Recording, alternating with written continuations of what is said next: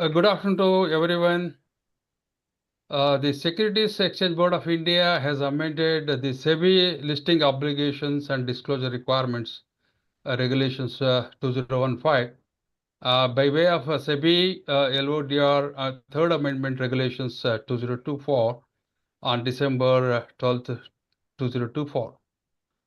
We are pleased to state that Institute was represented in the expert committee whose recommendations lead to notification of SEBI LODR second amendment as well as the third amendment regulations 2024. These amendments introduce several significant changes for the promotion of government's initiative of ease of doing business and also mark significant milestones for the profession, including the introduction of concept of secretarial audit firm for the first time in LODR regulations. The major highlights of the notified amendments are enabling integrated filing of periodic reports, statements, documents, and any other information required to be filed by a listed entity. Secondly, streamlining the requirements of newspaper advertisements. Third, streamlining the process of reclassification of promoter or promoter group entities of a listed entity. And finally, streamlining the disclosure requirements for acquisition by listed entities. And reforms under Schedule 3 of SEBI LODR are aimed at providing clarity and reducing compliance burden with respect to disclosure requirements for specific events and information. For instance, change in the threshold for disclosure of acquisition from 5 to 20% of shares or voting rights eliminates excessive or immaterial disclosures by companies. Similarly, fraud by senior management of a company shall also only be disclosed if it is in relation to the company and not merely it has an impact on the company. Amendment to subparagraph 20 of para A, part A of Schedule 3 provides clarity with respect to disclosure of fines and penalties by prescribing a threshold for disclosures. This removes the ambiguity on whether even trivial fines and penalties be disclosed by listed entities and is thus a welcoming change by SEBI. With the intent of apprising and updating the governance professionals on the recent amendments in SEBI LODR Third Amendment Regulations 2024, the Institute is conducting today's session of EEE 5.0 Master Knowledge Series on SEBI LODR Third Amendment Regulations 2004. For having the regulator's perspective on these amendments, we have with us three senior officials from SEBI. One, Mr. Rajkumar Das. He is serving as Deputy General Manager, DGM at SEBI and is currently posted in Corporation Finance Department. He is heading the policy division, which handles policy matters relating to ICTR and LODR regulations. Secondly, we have Mr. Rajendran S.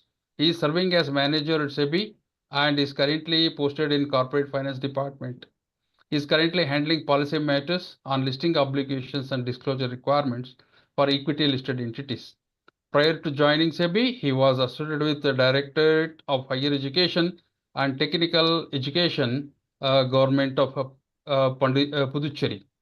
And the third speaker from SEBI is Mr. Apar Patia. He is serving as manager at SEBI and is currently posted in Corporation Finance Department. He is currently handling policy matters on corporate governance in equity listed entities. Prior to joining SEBI, he was associated with Flipkart as business analyst. I welcome all the SEBI officials as well. Further, to share the perspective from the stock exchange point of view, we have with us Mr. Dhaval Shah from National Stock Exchange. He is currently designated as Senior Manager at the Listing Compliance Team of NSE, having approximately around 8 years of post-qualification experience of working with the listed and unlisted companies. And to understand the professionals' view on these amendments in SEBI LODR, we have with us an eminent and renowned speaker, the Company Secretary CS Narayan Shankar, with more than 3 decades of experience. I welcome you, sir, to this webinar as well. It is our proud privilege to have such an eminent panel for deliberation on topic of this session. We welcome you, all the participants, also to this Master Knowledge Series on amendments on LODR. All participants are requested to raise their queries, and same will be taken up at the end of the session. I once again welcome all the panelists. I am Dwarkanath, Company Secretary, Central Council member of ICSI. Now, the structure of this particular session is that we'll start with all the 3 SEBI officials. They can address. Then it will be addressed by Mr. Dhaval Shah and followed by CS Narayan Shankar. I once again welcome and over to Rajendran S, manager, to give your inputs and thought process, please.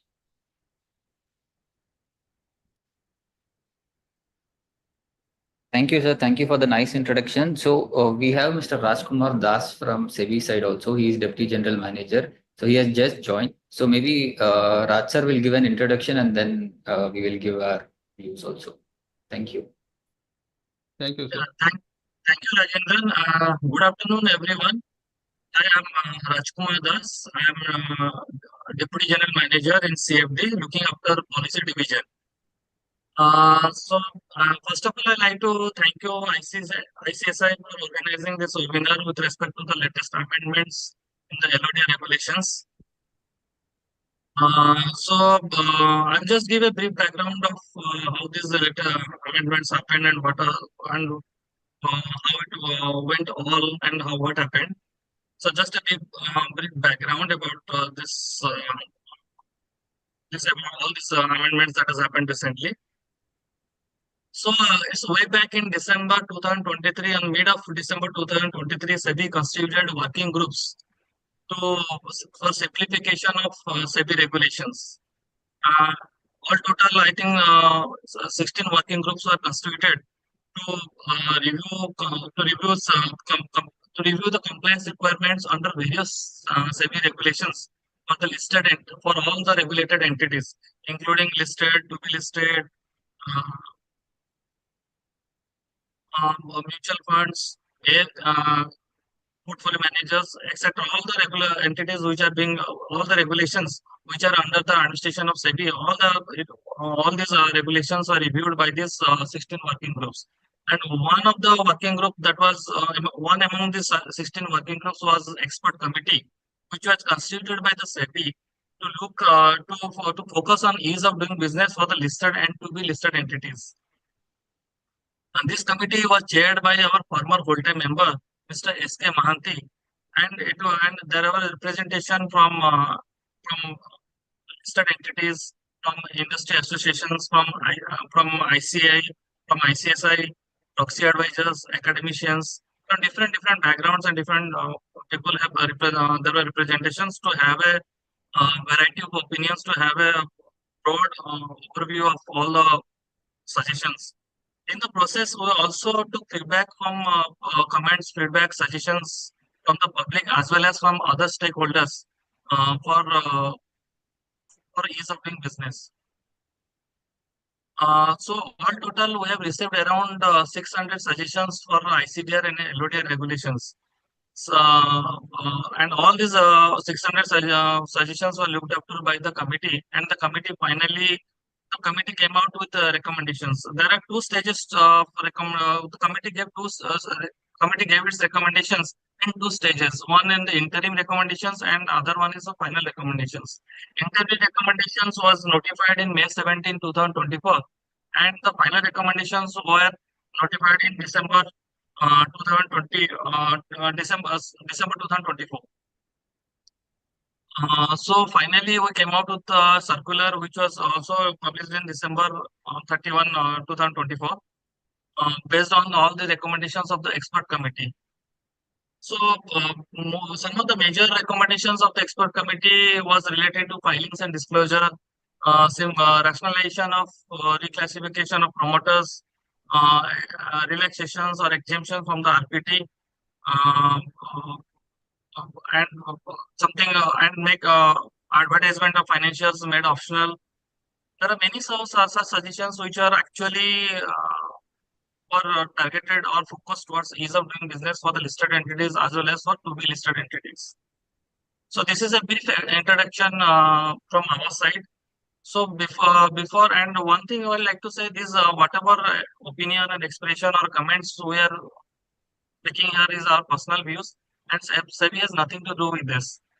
So with this we can we're happy we're ready to take up any questions that the fraternity or the public at large like to ask us. So if anything that is related to these amendments, we are happy to answer these questions. But this our answers or our comments will be our personal views, our personal comments, and SEBI has nothing to do with that. Thank you, Rajkumar, for your initial remarks and also the disclaimer what you have claimed. Now, may I go to Mr. Rajendran, yes, a manager, SEBI, to give his views, please. Thank you, sir. Thank you, Raj, sir, for a nice and crisp introduction and background about the amendments. Before I give some of the views and experience about the expert committee, we'd also like to thank ICSI for organizing this webinar. And Mr. B. Narasimhan, immediate past president of ICSI, was also part of this expert committee. And Ms. Banu from ICSI had also been part of the working groups and also the expert committee. We would like to extend our thanks to them for helping the committee come out with these recommendations. When ICSI had actually reached out to us to have a webinar on this, we were thinking that it has been more than 3 months. I mean, we already had one round of webinar on these amendments.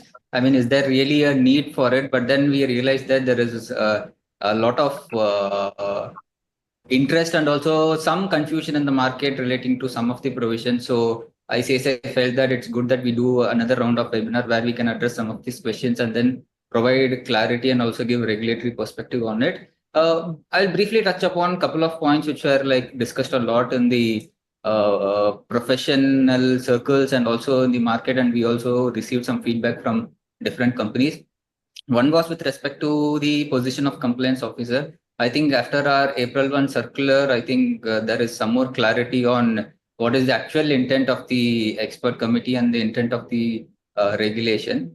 The second one is with respect to provisions related to secretarial auditor, which are actually effective from April 1, 2025. So the changes which the expert committee had brought in those in that particular aspect is that the person who is appointed as a secretarial auditor of the listed entity should not have any conflict of interest as far as his work as a secretarial auditor is concerned, and he should not be disqualified for any other reason like providing any services which may result in conflict of interest with his service as a secretarial auditor at the listed entity. So the December 31st circular of SEBI also specifies what are the scenarios in which a person would be disqualified and what are the services which cannot be provided to the listed entity.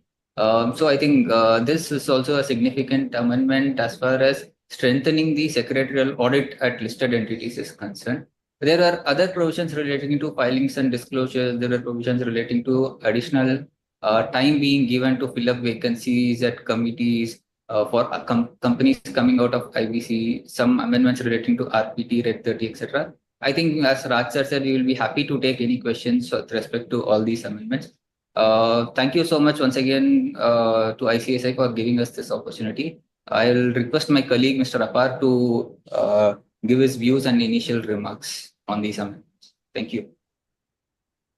Yeah, good afternoon to all. Thank you, ICSI, for organizing this webinar and for inviting SEBI for providing our views. I will just touch upon two topics. One is on RPT and second is on disclosure of material events. So as Raj sir said, in 2023, we invited comments for implementing ease of doing business for the and reducing the compliance burden under our various regulations for SEBI. Specifically for LODR, we received many comments actually. And as you can see, most of the changes which have been brought out amongst the regulations being administered by CFD, the Corporation Finance Department, most of the amendments are related to LODR regulations only. So in RPT, mostly the ease have been brought out in the definition or the transactions definition of the related party transactions, which is covered under this the domain of RPT norms under LODR regulations. So, for example, the corporate actions which are by subsidiaries or corporate actions which are received by the listed entity or subsidiaries, those also been exempted now from RPT norms. Similarly, acceptance of CASA deposits and any retail purchases, all those have been exempted.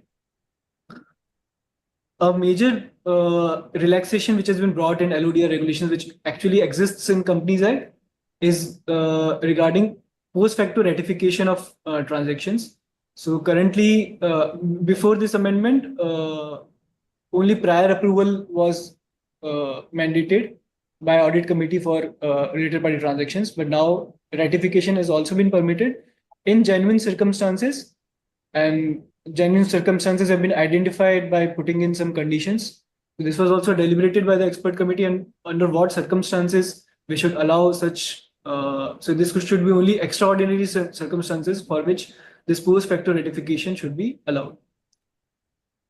Next, I will touch upon disclosure of material events. So SEBI had in 2023 amended the disclosure requirements and brought in various additional disclosure requirements as well as reduced the timelines and brought in materiality criteria for objective identification of material events. This was also reviewed based on market feedback, and some of the timelines have been increased. For example, for board meetings which are ending after the market hours, the risk of insider trading is less. So hence the timeline for the disclosure of board meeting outcome has been increased from 30 minutes to 3 hours to allow time for the listed entities to basically disclose the board meeting outcomes. Similarly, disclosure of litigations and disputes where the claims have been made against the listed entity. Those, because listed entity may require additional time to evaluate whether the claims made are material or not. So the timeline has been extended to 72 hours. As you also mentioned, as Sir mentioned in the beginning, that disclosure of acquisition also has been relaxed. So one extreme case that earlier in 2023, which was amendment was done, was regarding a listed entity in acquiring a large number of the amount of acquisition is more, but the acquisition amount in terms of percentage of shareholding in a company is less. For example, it's a large company like Reliance, and if even a large amount of investment may lead to a very small amount in percentage. For that, materiality threshold was also brought in for acquisition. In the other extreme is the scenario where the listed entity is acquiring a small business or a startup company. So even a small amount of acquisition may lead to a large percentage of shareholding being acquired. So for that, this amendment has been brought in to increase that percentage threshold as well. Similarly, as Sir said in the beginning, the disclosure of imposition of penalty, that has also been rationalized, and only the penalties which are above a certain threshold are required to be disclosed immediately, and subsequently at the end of the quarter, the disclosures are required for the rest of the penalties which are below the threshold that can be combined and disclosed in the quarterly updates. That's all from my side. We'll be happy to receive the questions and answer them to the best of our capabilities. Thank you. Yeah, I thank all the three SEBI officials who have given the background as to why the amendments have taken place and the intent and its significant impact that is going to have. Of course, basically you're touching upon ease of doing business, and of course compliance time, of course, is being reduced. I thank you, sir. And now may I request Mr. Dhaval Shah, Senior Manager, Listing Compliances, to address the participants, please. Sure.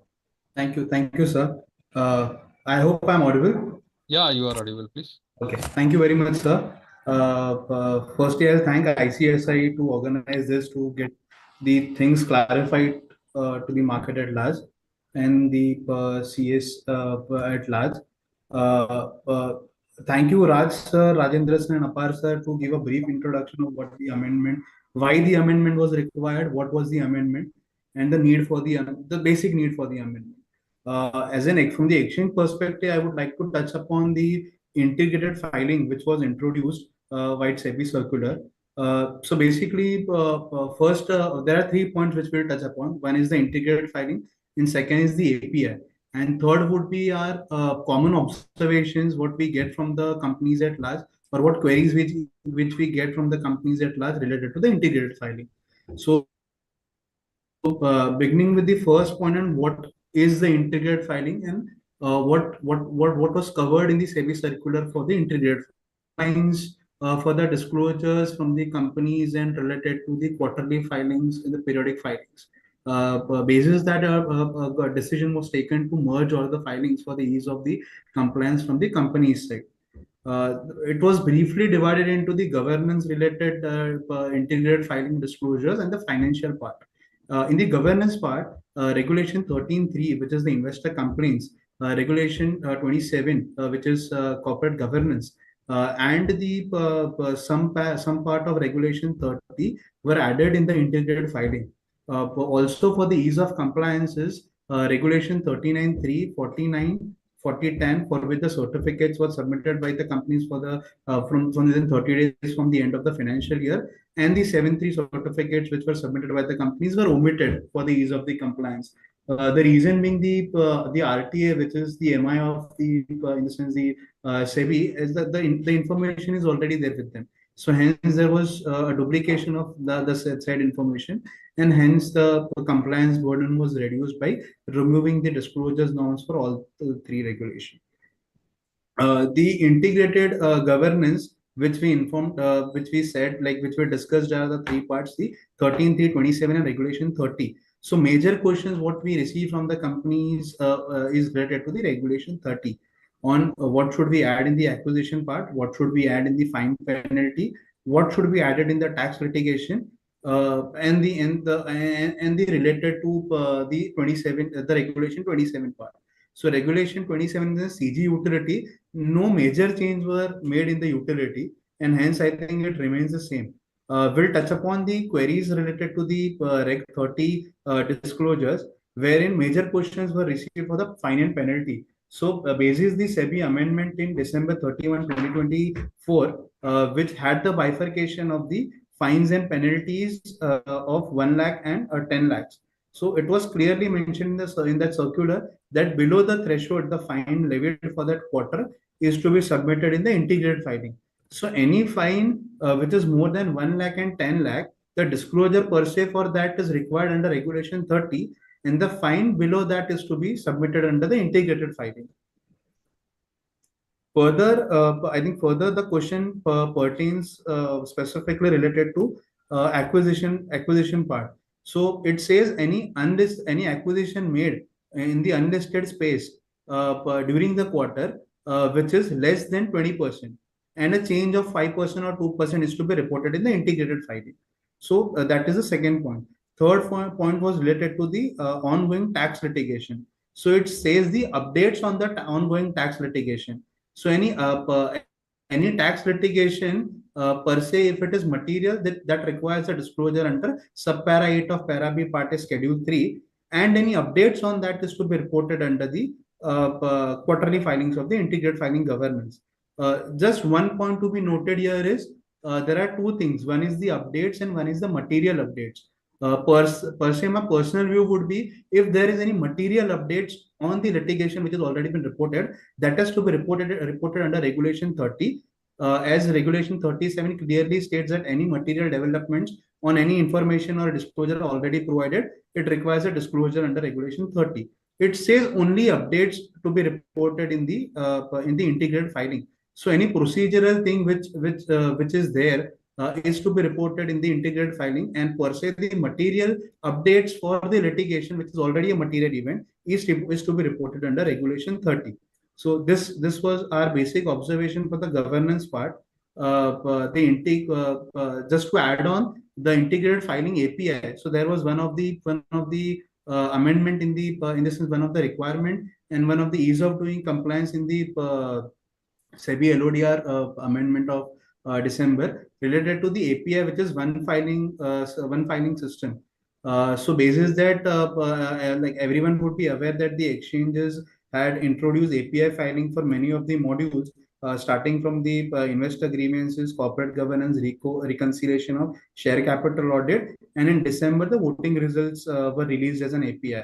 In Feb 2025, integrated filing governance was also introduced as an API-based filing. So if the company is listed on both the exchanges, that is BSE and NSE, they have to only submit the integrated filing only in the in any of the one of the exchanges, and the other will consume it. So this is just for the information for the public at large, since the integrated filing for the March quarter for the governance has already been started. Coming to the financial related, so for the integrated filing financials related utility was released by both the exchanges last month itself, and for the March 2025 quarter and going forward, all the filings related to the financial part will get covered into the integrated filing. Now, just to and a brief introduction on what was included in the integrated filing financials was Regulation 33, which is financial result, statement of deviation, which is Regulation 32, Regulation 23 related to the related party transactions, and the default on loans and debt securities as per SEBI Circular November 14, 2019. Basically the C1, C2 format. So the quarterly filing was merged into the financial part. So here, basically, since it is a quarterly filing, 45 days and 60 days, for the March quarter and going forward, the integrated financial is to be used. Just one of the update here is exchanges had recently submit in the sense released an FAQs where it was all the general queries related to the filing of the integrated financials related to be it RPT, be it financials, and general FAQs were released, wherein one of the part was related to the filing of the RPT, which many of the like we were receiving many questions for the from the companies, those who have submitted their integrated filing financials in the last 1 week, wherein the RPT part only gets open in the standalone utility.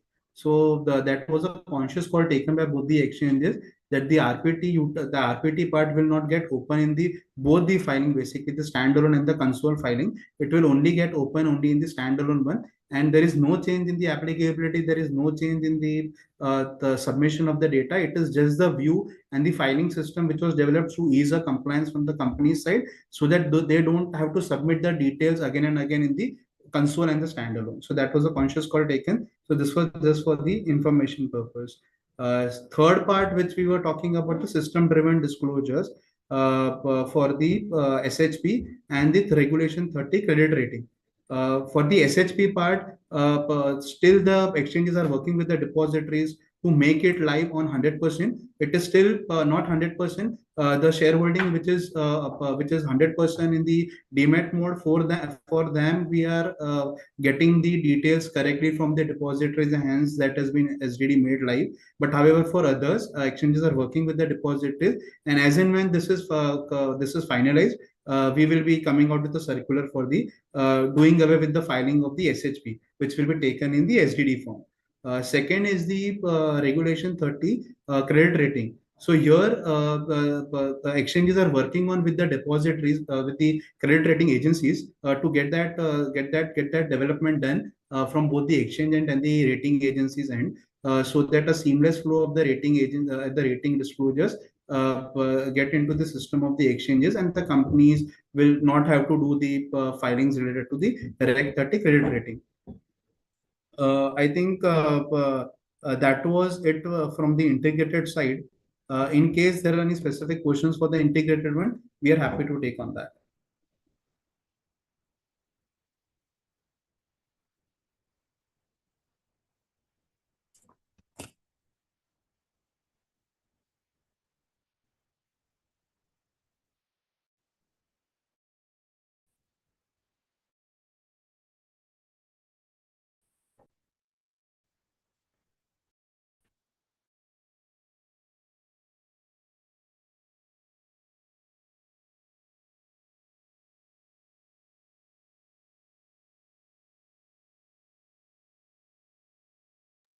Dwarkanath ji,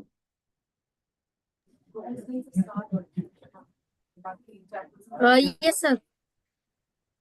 Mr. Dwarkanath, you are able to hear us? Yes, sir. Sorry, you are on Screen is mute, also Mr. visible. Dwarkanath, you are on mute. You have to unmute yourself.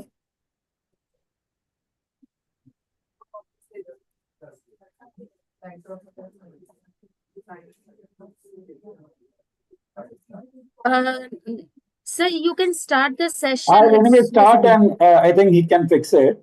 First of all, thanks a lot, all of both Rajendra, Apar, Rajan, Dhaval, for setting the context. Very nice.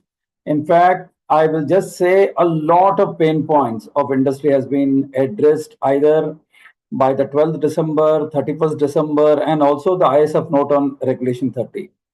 Even a small thing, even in 21ZC, which said that the corporate actions, friends, just the word by the listed entity being deleted makes such a lot of relief.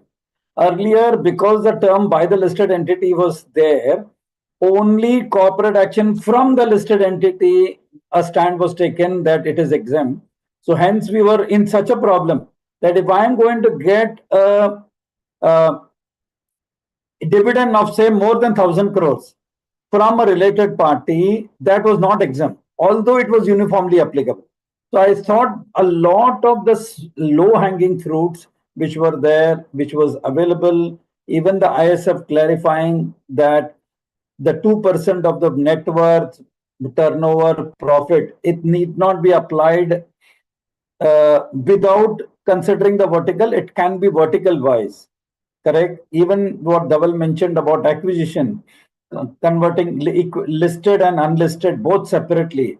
Unlisted on a quarterly basis, listed, the percentages are also changed because the lower percentage is already taken by the SAST disclosures. Only unlisted, I'll have one point that while we say unlisted has to be done on a quarterly basis, friends, also please ensure that if you are breaching the 34 1C limits, then it calls for an immediate disclosure. Then you can't wait till the time you have for the quarterly disclosure. With that, I'll just touch upon certain important points and from a compliance officer perspective. And let's see. The first one, as you're aware, it is in front of you. It is to say that 17(1)(a), a proviso has been added. If you see, 17(1)(b) was clear earlier also. No listed entity can appoint a person or continue the directorship unless special resolution is passed. And of course, the explanatory statement also will have to indicate the justification. So what was the need for the provision to be added?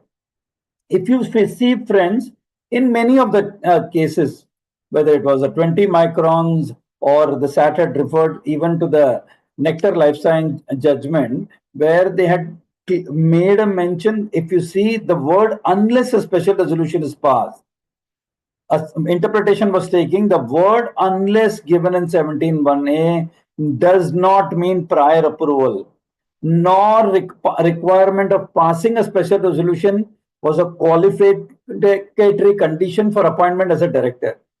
In fact, sat on a conjoined reading of Companies Act 149, 152 subsection 2, 162 subsection 1, read with 17(1)(a) and 17(1)(c) said that the term unless need not be prior. That means you can even appoint a director above the age of 75 and follow the process of additional director till the AGM of 3 months, and within the 3 months you can take that approval. It need not be at that. Because there was an interpretation issue, SEBI has today made it very clear by adding the provision that the listed entity will have to ensure compliance at the time of appointment or reappointment, or any time prior to the non-executive attaining the age of 75. So hence, even when you're doing a retirement by rotation or you're appointing a person at the AGM, please ensure that the timelines or the appointment, you take care it in such a way that the provisions of 17(1)(a) special resolution is complied. I will go to the next point, which is disclosure. As you're aware, any disclosure emanating outside the listed entity will have to be done within a period of 24 hours. However, the leeway given, if you see, is in case if you are making entries in the SDD as per SEBI PIT regulations, then you will get a leeway of 72 hours. I find a lot of compliance officers, specifically in another session which I was making, they made a mention that yes, we will just enter it in the SDD and ensure, and we get the 72 hours leeway. So friends, please understand, I just wanted to give a background. The entire concept of entry in SDD is governed by 3.5 and 3.6 of SEBI PIT. It is only first if you assess that the litigation or dispute is UPSI, entries just cannot be made. So if you see a background of the SDD, this concept was first introduced by the amendment of 2018 with effect from 2019. It was based on the TK Vishwanathan Committee report, and SDD was introduced by the Insider Trading Regulation Amendment 2020 with effect from July 17. So there are two charging provisions, 3.5 and 3.6. Hence, it is important that only if it is the company has to first assess if it is UPSI and then follow the entire process which is required, and entry in the SDD comes at the last because it will contain name of the person who has shared as well as name of person with whom he has shared, correct, with certain details which is required there in 3.5, and what is given in 3.6 also is the period for which it is there, correct. So what is important is to say that you can get into the 72-hour deadline or leeway only first if the company assesses that that is UPSI, and then you are telling if it is UPSI, then there are select people who are available, correct? Then what is the role of the compliance officer? To say that from the claimant side as well as within the company, who are the people who are in the knowledge of this litigation or dispute? Ensure that the trading window is closed because you have determined it is UPSI. Then employees who are privy to such a litigation or the outside guys, even from the claimant side, if they are, please serve a notice of confidentiality. What will it say? Information is in the nature of UPSI. It is material for the company. Maintain confidentiality. Do not disclose such except in compliance with insider trading regulation. Do not trade in the securities of the company while in possession. And again, the recipient to again obtain company's prior consent in case UPSI provided to such recipient is to be used by such recipient for a purpose other than legitimate purpose, okay? And of course, we also add duties and responsibilities attached and liability that attaches to the misuse or unwarranted use of such information. Hence, important, even if you want to take leeway, first you have to assess it as UPSI. And if there is, you are not able to assess, then you will have to immediately disclose it within a period of 24 hours, and the leeway of 72 hours is not applicable. We will now come to, and mind you, even the 72 hours, it is not for tax litigation because it is for other than tax litigation. For tax litigation, the amount of the penalty, the amount of the assessment is there in the order itself, correct? Hence, generally that is taken. Hence, it will be for other than tax litigation. For tax litigation, as Dhaval has made a mention, ensure that tax litigation, I wanted to spend some time on litigation because there is a lot of process required in many of the companies, specifically the compliance division. As you're aware today, tax litigation or dispute including demand notice, is now to be disclosed only under para B. Para B means one, materiality has to be introduced, and the second, outcome of the litigation should be reasonably expected to have an impact. So which are the two tests the compliance officer will have to go through? First, materiality test. Second, reasonableness. That means reasonability test. So let us see first the materiality test. In a materiality, litigation which crosses the materiality threshold under 34(1)(c), that is 2% of your turnover, 2% of your net worth, 5% of your average profit and loss. And while determining the breach of threshold, the second advantage which is being given is, if you see the earlier, the word with an opposing party which is there has been deleted. What was the issue companies were facing earlier? Because the term with an opposing party was there, everything, suppose if it was with an IT division, income tax, okay, everything pertaining to that opposite party, if you cumulate, becomes material. Correct? So today, at least they have made a mention, tax litigation or dispute, outcome of which will likely to have a high correlation can be cumulated. So they have today said, first see the materiality, and cumulation can be based on correlation. And I will touch upon what is correlation really about. But right now, we first talk of materiality test. Once materiality test is done, then you go to a reasonability test. What is reasonability test, friends? Outcome of the litigation should impact or reasonably be expected to have an impact. Hence, in case of outcome of litigation or dispute, if it is not impacting or expected to have a reasonable impact on the company, the same need not be disclosed. Though the litigation against that party may cross the materiality threshold, because the reasonability test will have to be given. And what does the term reasonably expected to have an impact indicate? That there must be a genuine expectation that the outcome of the litigation or dispute should result in financial impact to the company. And how do you do it, correct? It will then come to the reasonability test, and for the reasonability test, we generally use what is called the PPR test, correct? That is the probable, possible, and remote test. Friends, important for the companies tomorrow, even if there is a question raised on certain disclosures made or not, a documented approach will really help every compliance officer. So what does probable means, friends, which is there, PPR? Probable means likely to occur. What does possible means? Reasonably possible is when the chance of the future event or event occurring is more than remote but less than likely. And what is remote meaning? Chance of occurring is very, very light. If I have to give an example, what will come under the probable, the first category? Anything. If, for example, if there is an adverse order against a company, the likelihood of a loss occurring falls under 3 threshold.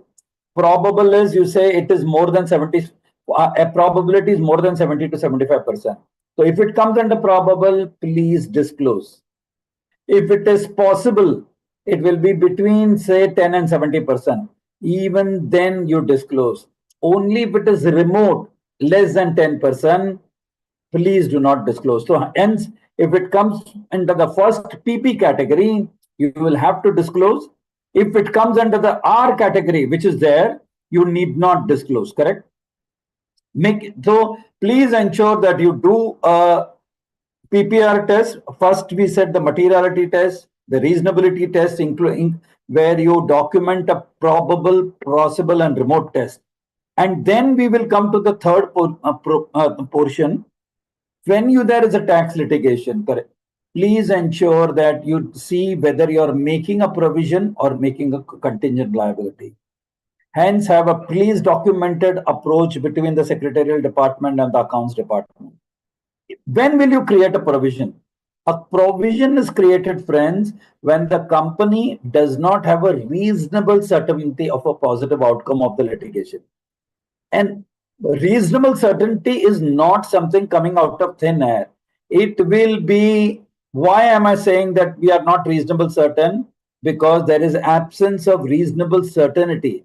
And that absence of reasonable certainty will be based on past experiences, judgments passed in similar matters. And those judgments need not be within the company or group. It can even be outside, so long as the ratio of the case and the matter outside is the same.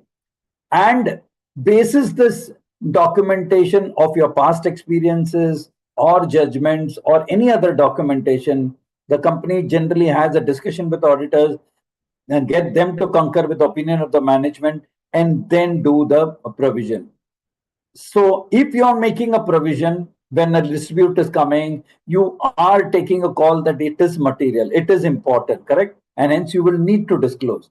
On the other hand, if there is reasonable certainty based on past experience, same based on judgments passed in similar matters, the company has discussed with the auditors, they concur with the opinion, the evaluation is then that it is not material, it is not going to have an impact, I would rather do with a contingent liability, in which case there is no need of a disclosure. The third point, very important. It is not that once you decide on a provision and a contingent liability, matter is over. The decision again will have to, are you continuing with the provision contingent liability? Is there any movement from contingent liability to provision or provision to contingent liability, which we call vice versa? How often is it being reviewed? Is it basis discussion with management, again judgment, new judgment which comes in similar matter, and considering the views of the auditor? Third point, matters which are above a particular threshold. If it has crossed your AO, CIT, IT, ITAT, SESTAT, and it goes to High Court or a Supreme Court. Generally, if you see matters which go before High Court and Supreme Court, friends, are only contested basis a point of law. Point of facts cannot be discussed at a High Court and Supreme Court level, correct? Hence, many companies I find start providing at this stage if they feel that legally, from quote unquote, from the point of the legality, you have a weak case. Hence, a firm opinion on legal success should be a prerequisite for the secretarial and accounts department together, even if it goes at a High Court and Supreme Court. Yet, if you're taking a decision that I will still not disclose or create a provision at this stage, very important. So, in respect of, so what we covered provision, we covered contingent liability, we covered the levels at which it is. Now, in respect of an existing case, correct? There can be multiple, creating a provision in future or movement, we said, from contingent liability to provision. So where the company decides to make a provision and earlier it had decided not, it will again trigger a disclosure. So you will have to have your documentation with accounts to say, today, based on any of the new development, if you're going to create a provision, then the company is taking a stand that there is a reasonable expectation that there is an unlikely chance of a favorable outcome. And as such, the earlier call of a financial impact to the company is in a manner changing, correct? Similarly, if you are reversing a provision, does it trigger a disclosure? This would again trigger a disclosure because the company is now taking a stand that they reasonably expect that there is a likely chance of a favorable outcome, correct? Again, you have to disclose. Then the fourth point, which documentation should be done with your accounts, is when does the accounts department review the position is it every quarter? That means a provision, reversal of a provision basis new development is done every quarter. Then if there is any change on a quarterly basis, please again need to inform the secretarial department, and secretarial along with the KMPs will have to take a call of saying, I will now going to disclose. So for trigger point for tax litigation, para B8, which we said, disclosure, Dhaval talked of new cases. We also talked an update on ongoing tax litigation. So if it is a new tax litigation, if the outcome is material and can reasonably expected to have an impact, we said basis the PPR, correct? On a correlation basis, then the disclosure is triggered immediately. That means new tax litigation in template of 8.1, if I'm not, and the update in 8.2. On the other hand, if the update on ongoing tax litigation, double mention, if outcome cannot be reasonably expected to have an impact, you can disclose on a quarterly basis, correct? And we made a mention that whenever you're doing it, please accumulate based on correlation basis. What is really correlation? Earlier, as I mentioned, because the term opposing party was there were limitations on the interpretation companies could take. Today, with the deletion of the term opposing party, with the explanation given that aggregation, accumulation of dispute, including tax litigation, can be accumulated based on correlation, means if there is a similar question of law and or factual metrics, such that there is a likelihood of similar outcome of proceeding, then you can accumulate. On the other hand, litigation with different facts and outcome, which are not interrelated, need not be accumulated. So accumulation of litigation earlier when we used to do based on opposing party, today will not be applicable. Why? It need not be applicable merely because of having a common opposing party, whether it is income tax, indirect tax, name it, or merely because it involves a listed entity and a subsidiary. However, even if it has your holding and subsidiary, but the facts are different, outcome are not interrelated, need not be accumulated. I will now come to penalties. Penalties, friends, you will have to bifurcate into two types of penalties. One is tax and other penalties. For tax penalties, further bifurcate into direct tax, indirect tax authorities like customs, VAT, GST. On other penalties, Dhaval had already mentioned penalties by regulatory, statutory enforcement is the bifurcation they have done, correct? So in case of tax penalty, how do you aggregate? Important point. So if there is a tax penalty, you will have to first, is the penalty going to be litigated or is the penalty not going to be litigated? If it is going to be litigated, that means even the penalty as part of litigation invariably will be litigated. If you're going to a higher level, then disclose only if outcome is reasonably expected to have an impact. We said reasonable test PPR apply correlation, which I just mentioned, and if it breaches the materiality, disclose immediately. And if you're not going to litigate, many a times the tax department takes this penalty, I will rather pay it off. I'm not going to this. So then you accumulate all direct tax and accumulate all indirect tax together. Tax litigation dispute, the outcome of which are likely to have a high correlation, accumulate for determining and disclose accordingly.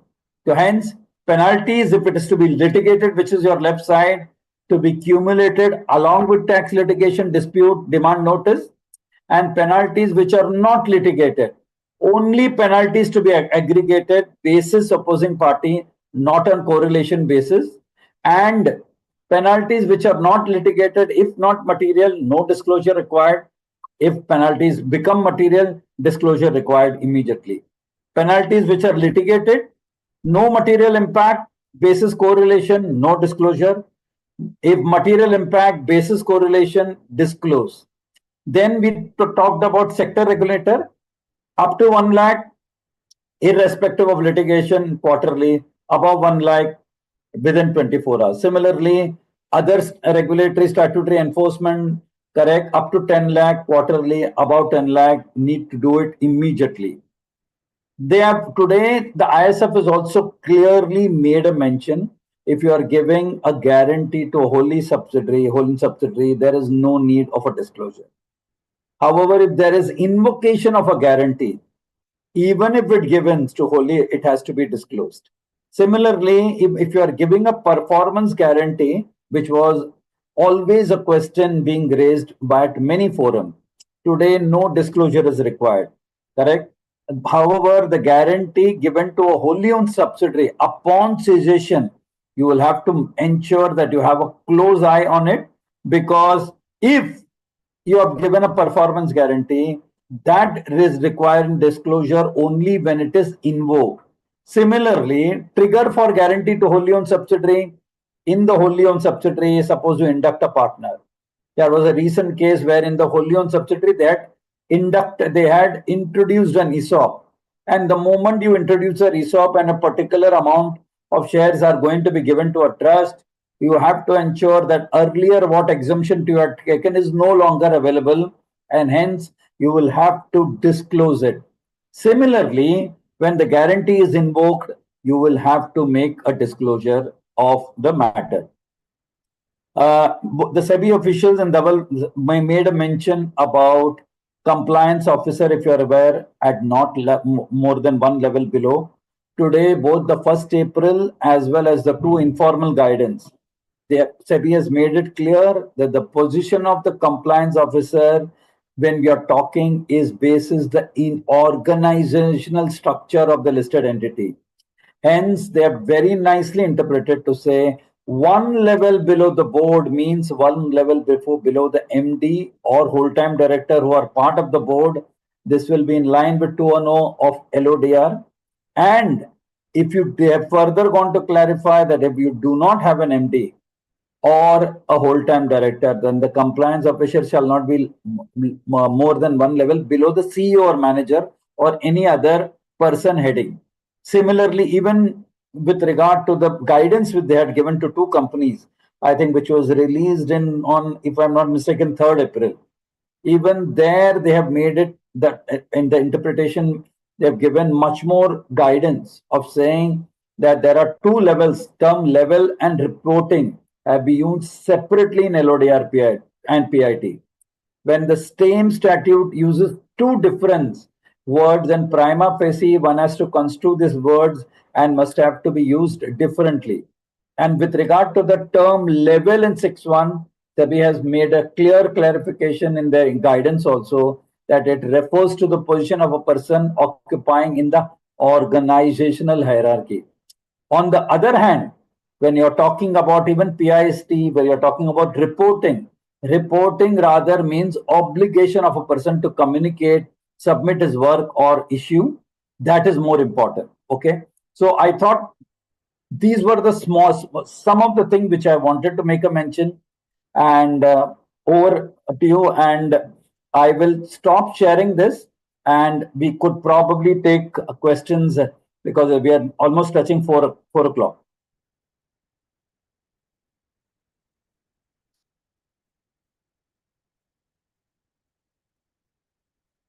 Survey? Yes, sir.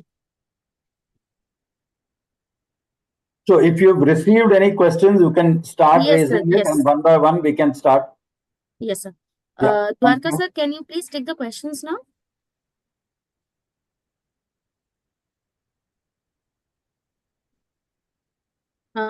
I think there is some issue at his Yeah, end. I think I'm not able to find Surbi him also. He's logged out, or I'm not finding him in the screen itself. No issues. No issues. He's there. He's come. Yes. He's come. Yes. Dwarkanath ji has come. Dwarkanath ji, welcome. I think you are cut off for some time. Please welcome back. You'll have to unmute yourself, Dwarkanath ji. Sir, we are not able to hear you. No, you'll have to unmute. Sir, he's already unmuted, but I think there's some issue at his end with respect to audio. Oh, audio. Okay. Yes. Dwarkanath ji, you want to try to take it from your mobile or something, or that will be, we'll wait for it, not to worry.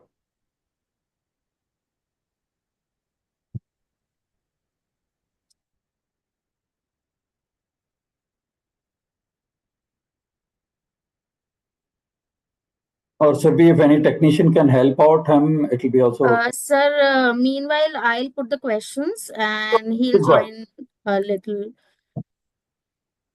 Just give me 2 minutes. I'll just share the questions. Don't wait. Okay. No, you can just yes. read out also, that's fine. So, sir, the first question that we have received is, As per Regulation 15 of SEBI LODR, the provisions related to secretarial audit do not apply to SME listed entities.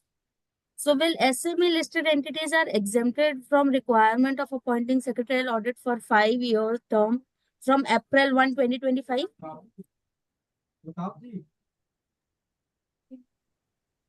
If the CG provisions are not applicable to them, then this amendment to 24A will also not be applicable. Of course, they have to comply with the requirements of Companies Act. Okay. Another question we have is, practicing company secretary is going to be appointed as the secretarial auditor at the AGM of the listed entity. Can the same PCS be appointed as a scrutinizer for the e-voting process?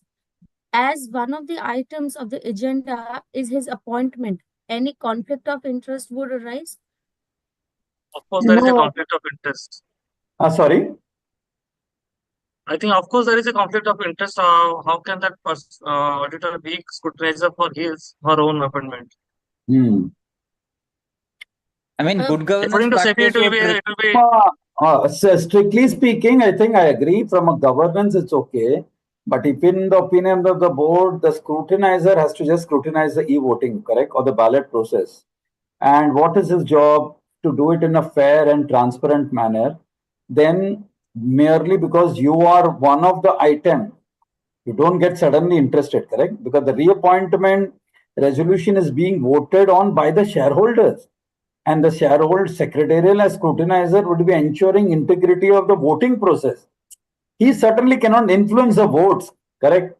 Hence, I feel there is no conflict, inherent conflict, but yet from a governance angle, answer is, if you don't want to take a chance, why would you do it? Because sir, we have received so many questions with respect to this aspect only, whether the same secretarial, the person who's been going to appoint as the secretarial auditor can be the scrutinizer in that same meeting. So let me put it in a different way. In many of cases, even when the statutory auditors are coming up for reappointment, correct? You will have sometimes an arm of the same audit firm earlier, which were also helping you scrutinize the votes. Does it mean that they are going to be having an inherent conflict?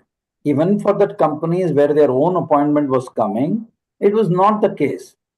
If the chairman of the company has to declare the voting results, if the chairman himself is coming for retirement or rotation, are we saying that is there a conflict?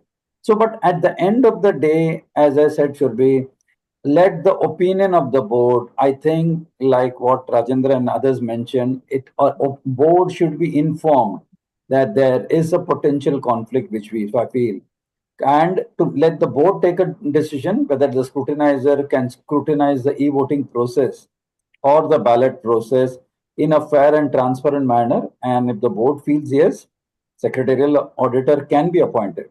And if you want to be absolutely clear, I would to ask ICSI to even come out with a reasonable FAQ to say that if the reappointment resolution is being voted on by the shareholders, and the secretarial auditor is a scrutinizer, and if we clarify that he is to ensure only integrity of the voting process, he is certainly not going to influence the vote, because the voting is already done one day before, and then there is only voting at the AGM, correct?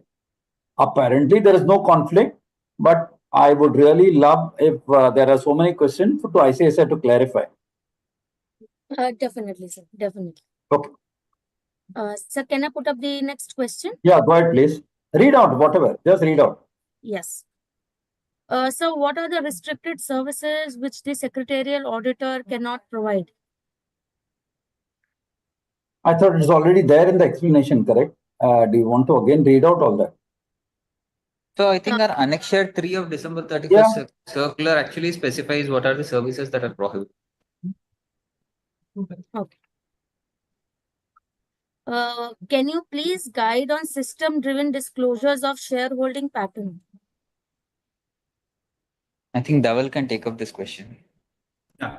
So currently the system-driven disclosure for SHP, what we discussed, it is in process, and we are working with the depositories to get that done. It is not done at the 100% level, but yes, for the companies whose shares are 100% in dematerialization form, we are getting the information from the depositories, and SDD is appearing on the exchange's website. But however, majority of the companies which are not 100% demat, for them the issue, there are some issues with the depositories, and both the exchanges are working on the same to get it resolved. So as and when the 100% accuracy is achieved related to the SHP, exchanges will come out with a circular stating that going forward, there's no requirement for submitting the SHP in a separate XBRL format. We will directly get it from the depository.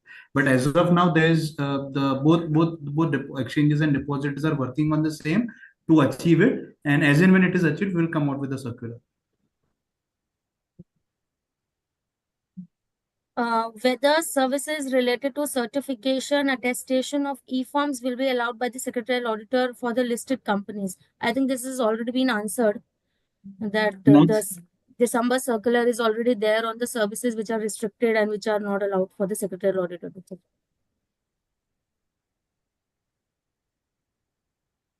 Maybe the confusion is from the point of view of which certificate is permitted, which certificate is not permitted. I think as a general principle, wherever there is no conflict of interest, I don't think there will be any issue for the secretarial auditor to certify, provided that the law or that particular regulation requires a PCS to attest that particular form.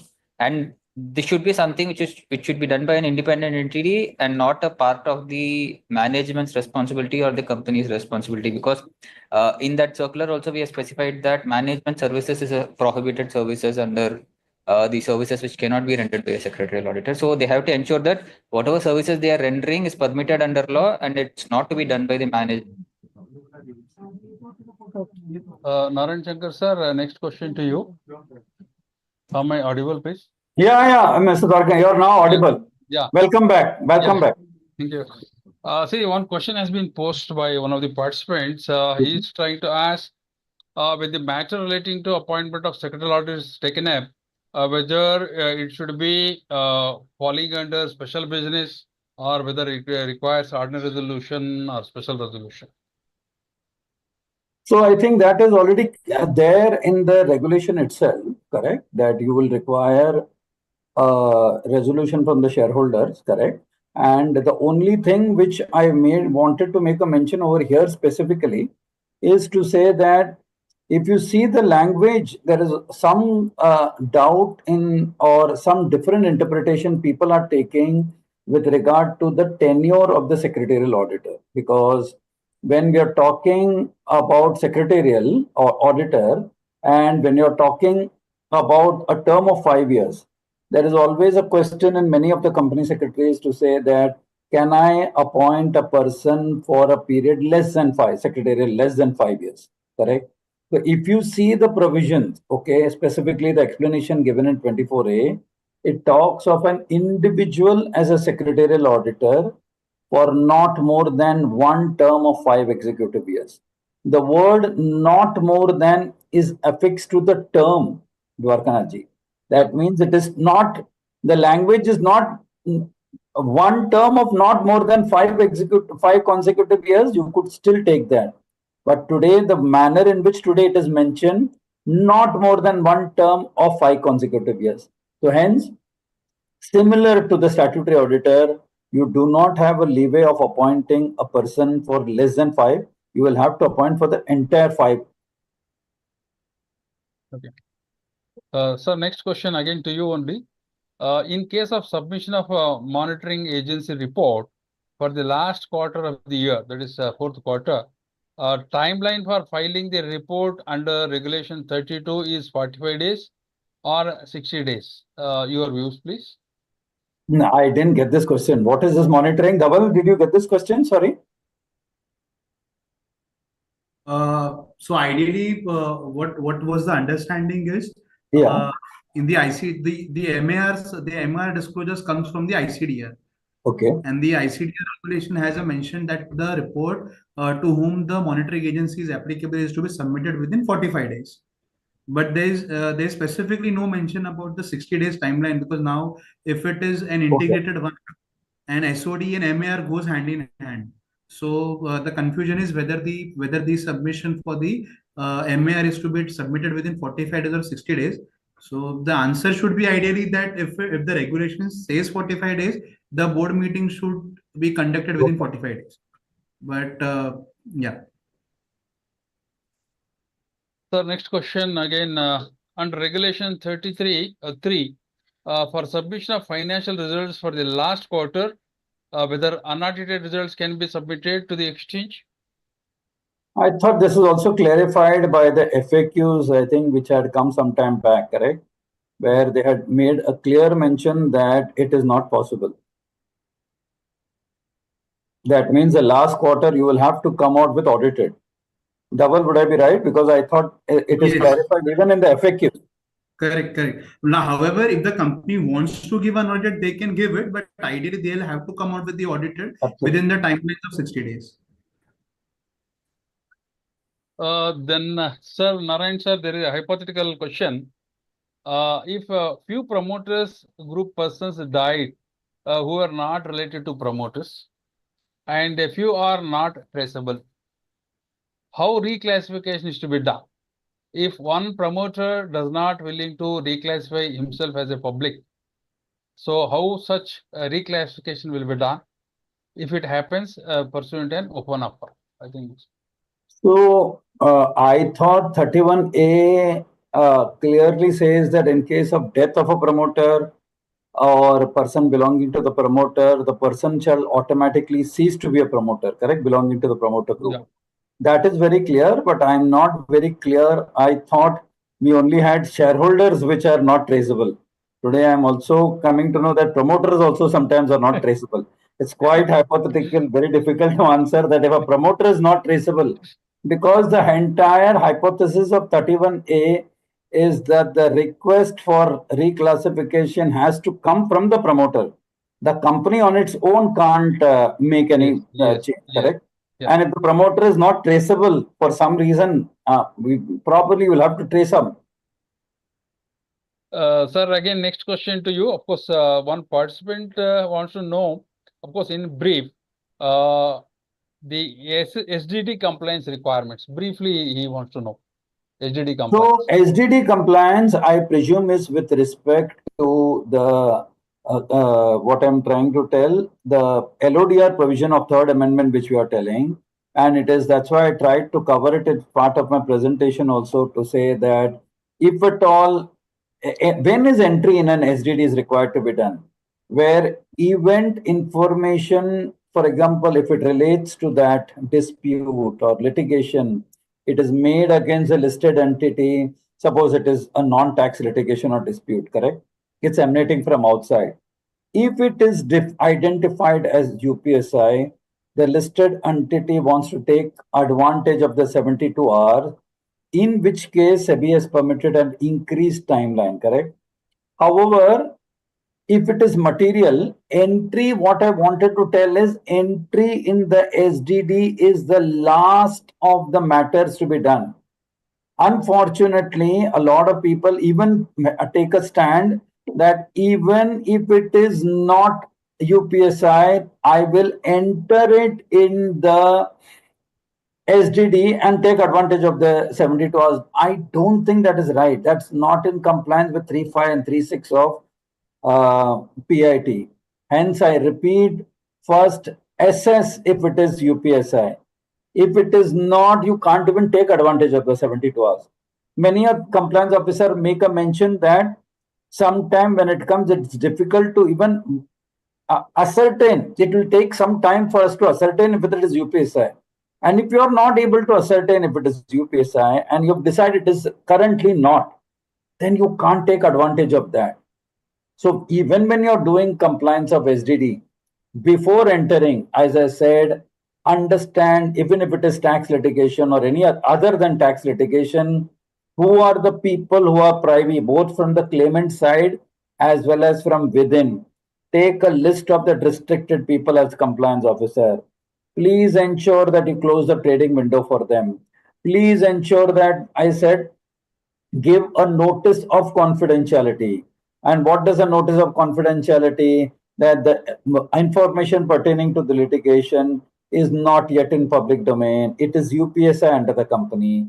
Please do not disclose to anybody else. Please do not trade in the security.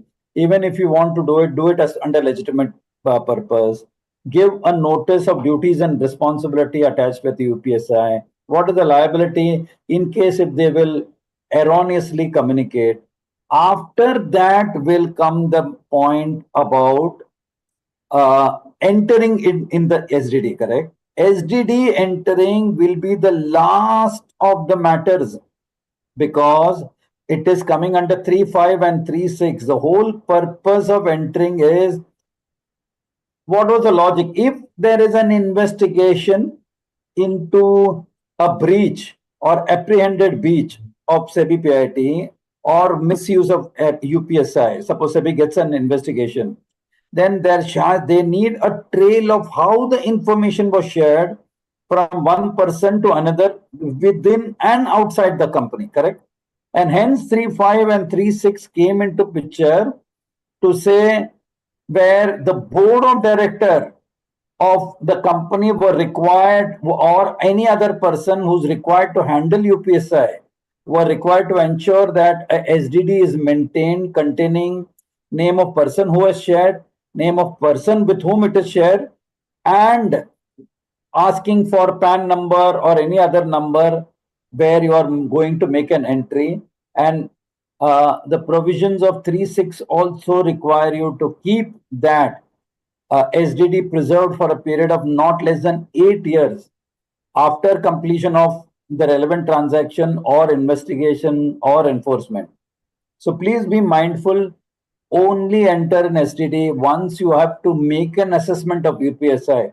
Without that, please do not go and enter. That's my humble submission. Thank you, sir. Next question is, secretarial auditor, can he have a retainership services with the company with which he is secretarial auditor?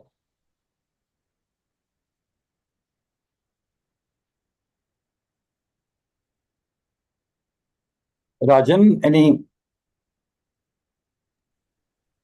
Couldn't get the question, sir.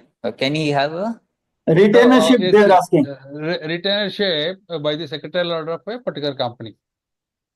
With that company, of course, having retainership for providing a specific service, or what would be the normally there will be a practice that the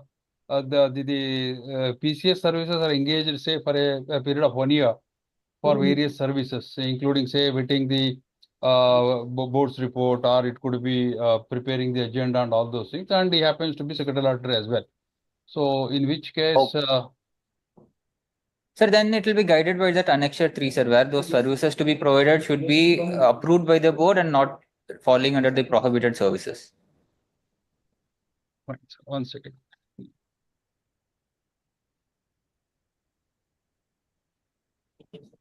There is one question, Narayan sir, can a secretarial auditor issue SDD certificate, or an independent PCS is required to issue? I personally, I don't know. I'm not completely gone into that bifurcation of barred services. Okay. But I presume, like, the way the logic is, if it comes under management services, you can't do it. If it does not come under management services, board is approving, you can do it.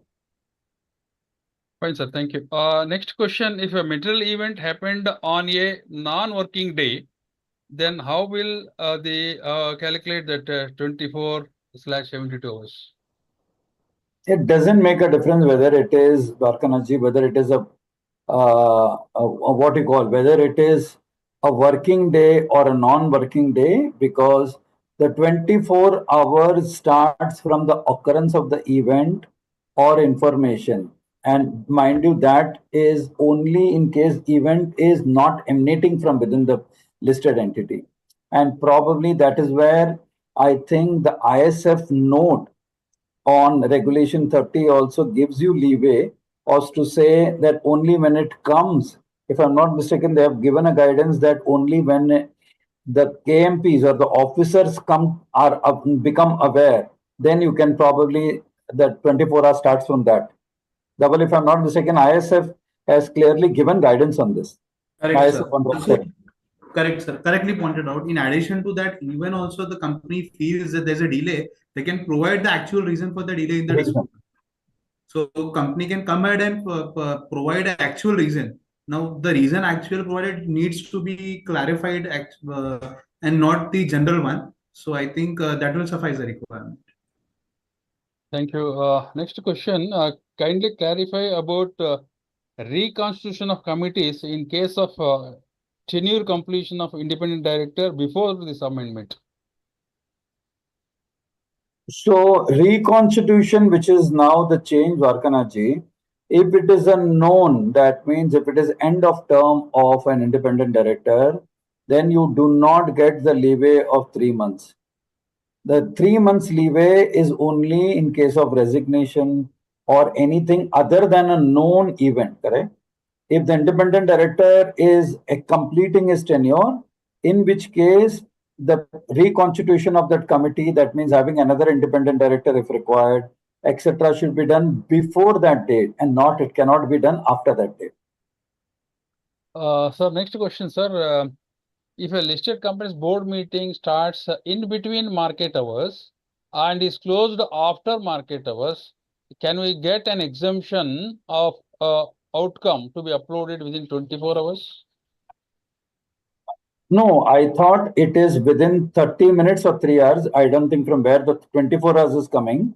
It is 3 hours if it is not during. So if the closure is after the meeting, after the trading hours, and if there is more than 3 hours left for the starting of the trading, correct, then you get the 3 hours. If it is less than 3 hours, it is within 30 minutes.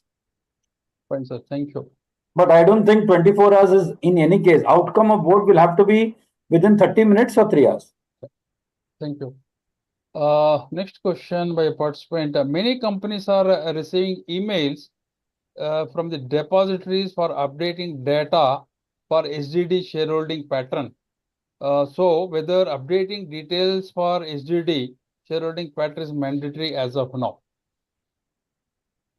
Yes, ideally. I would also request all the participants to submit that data to the depository, because in case that is not achieved, exchanges and depositories will not able to achieve the 100% mark of going to the SDD. So it is just for bearing us with the exchange and the depositories for at least 1 or 2 quarters. I think post that, I think the compliance burden from the company's side also will get less if all the data is with the depositories and it is and the details can be flowed seamlessly in the SDD manner to the exchanges. I think for ease of compliance, this should not be a big burden for companies to just update their data maybe once before this SDD goes live. Correct. Thank you, Rajendra. Next question. As of now, if entity has submitted shareholding pattern in SBRL format to the exchange, is it also required to submit shareholding pattern on depository? Please clarify. Yes, ideally. So basically, it talks about the shareholding pattern in the XBRL which is submitted to the exchanges and the details which have been asked by the depository. So I think both has to be done as of now. I think once everything is made live in the SDD, I think the same only the details is to be updated as and when required. Thank you, sir. Next question. Can you please guide on system-driven disclosures of shareholding patterns? I Dhaval, think covered. Go ahead. Yes, sir. Yeah, please. No, you had already covered it. You can yes, sir. Correct. Reiterate if it's possible. Correct. Yes. So just reiterating again, for the system-driven disclosure of the SHP, currently the companies are requested to file the shareholding pattern in the XBRL format. As and when the SDD is made live with the depositories, exchange will come out with a separate circular for the same. Sir Shankaran, sir, there's a big question. Recently, SEBI LODR has defined in class 24 capital A as individual secretarial auditor will be eligible for 5 years and secretarial audit firm will be eligible for 2 terms of 5 years. However, LODR, Companies Act or CS Act do not explicitly define the word secretarial audit firm, but word firm is defined as partnership firm as per Partnership Act 1932 and includes LLP as per LLP Act and the sole proprietorship registered with the institute. So question here is, if any sole proprietorship firm registered with the ICSI, whether it is eligible for 2 terms of 5 years and whether the sole proprietorship would be construed as secretarial audit firm or will it be treated as individual? I think better for ICSI to clarify this, because sole proprietary sometimes is not considered as a separate legal entity. Because while LLP is considered as a separate body corporate and partnership is considered as an association of persons, correct? So LLP and partnership probably can obtain separate PAN cards. Proprietorship, I thought, I will stand corrected, whether it uses the PAN of the individuals or otherwise. Hence, considering the above, it appears that a sole proprietary, whatever you call, if it is registered, can only be appointed but for 5 years and not the dual for the firm. But I thought it is better for ICSI to clarify this specifically as to which will really come under the second provision of the firm and individual. Narayan sir, I wish to give my view. Yeah. See, PCS can practice in his individual capacity and as a proprietor as well. Proprietary firm, that is individual proprietary firm. So therefore, if it is an individual or proprietary firm, that tenure of appointment should be restricted to only for 1 term of 5 years. Yeah. As rightly told by you, if it is a partnership firm or LLP, the question of appointing for 2 terms of 5 years each is possible.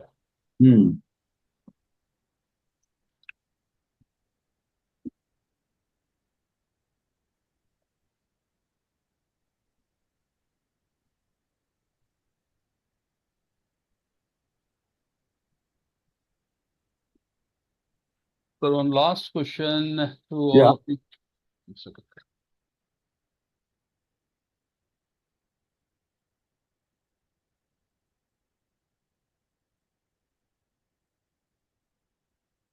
I think, sir, this question, if I remember, you already answered. If a secretarial auditor is appointed for 1 term of 1 year, whether he or she will be liable to appoint a secretarial auditor. The company has appointed as an individual only for 1 term of 1 year. Whether he or she be appointed again, are there any, how to decide the term of 5 years? That's what he's asking. So I thought we answered it specifically to say that come from 1st April 2025, there is complete alignment with the process, what you're doing for appointment of statutory auditors. Almost the same alignment will have to be done for the secretarial auditor equally. And when you're doing a tenure of statutory auditors, it has to be a term of 5 years.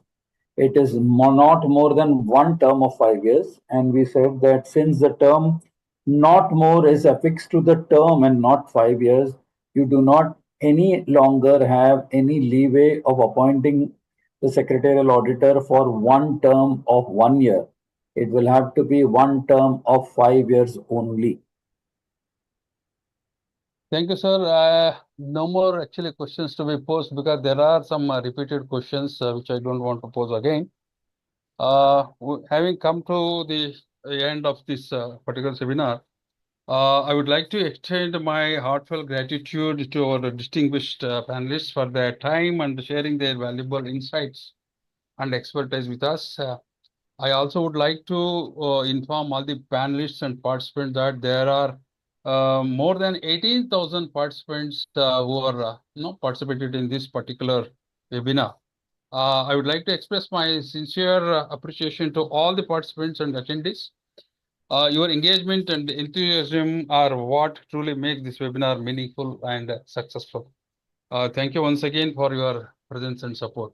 Thank you very much. Thank you, Dwarkanath ji. Thank you, Rajkumar, Rajendra, Apar, Dhaval. It was pleasure being with all of you and with all of you. Thank you. Thank you. Thank you. very Thank much. you. Thank you. Thank you. Thank you, all of you. It was really insightful.